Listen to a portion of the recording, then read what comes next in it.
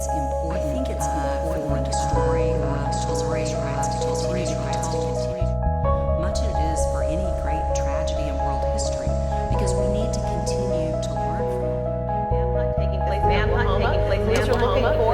The two suspects in the Tulsa, Oklahoma shooting spree have been charged with first-degree murder. Well, I think nationally, they were very quick to say hate crime. Talk about hate crimes. Murders are a hate crime. Been a hate crime. Hate crime. Hate crimes. The media is focused on what's going to sell. And death penalty cases, especially lurid ones that involve race or sex, seems to be what sells. People are utterly fascinated by these kinds of things, and the more they're fascinated, the more they watch.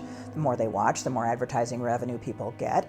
We've had actually more hate crimes committed since the president's been in office than we have in the last 25 years. I think people need to realize we don't put a lot of importance on calling it a hate crime when we have a murder. 5 people shot in one night's bad. 5 black people all shot in one night makes you go, A white truck pull up and ask me about our address. Next thing I know, they start shooting. Folks who gathered tonight say the loss of the 3 shooting victims, Donna Fields, Bobby Clark, and William Allen, only highlight their troubles.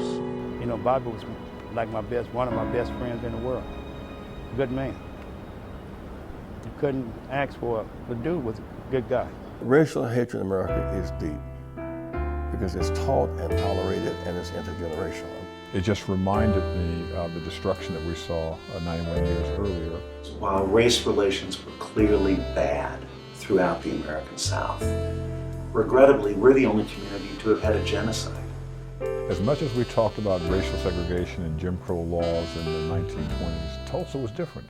Before the riots, you had a community that, although that it was separated by race, it was very vibrant. It was so vibrant that many would call it a magic city because of the fact that the oil boom era was in full effect here in Tulsa. There were no other communities where you had such a diversified business community with the cleanings and the shoe place and the haberdasheries.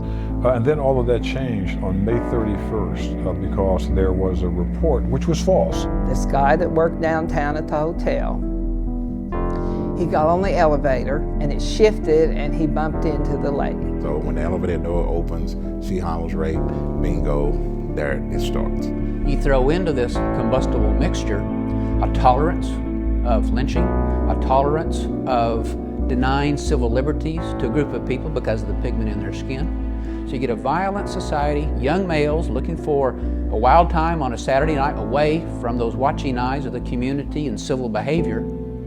You throw all of this together with this racism, and on May 31st, 1921, it erupts.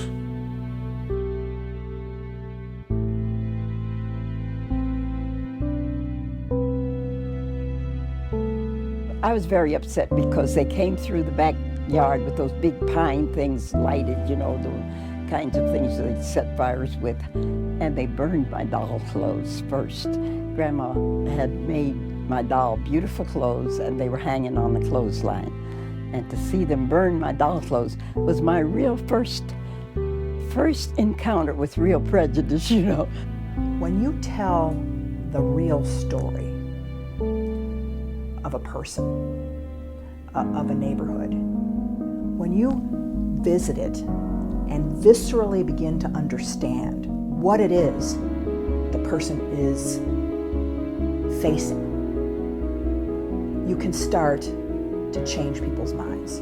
The scar for Tulsa of 1921 still exists. It will always be present on our bodies here in Tulsa. It's almost like it happened 10 years ago instead of more than 90 years ago. We've gone from open warfare, like what happened in 1921, to a much more insidious form of racial divide in this country. It's left to be seen yet as to whether he was motivated to act in any way out of racial animus. I don't think he was. The Good Friday murders in Tulsa are important because they have the potential for revealing something about who we are as a people.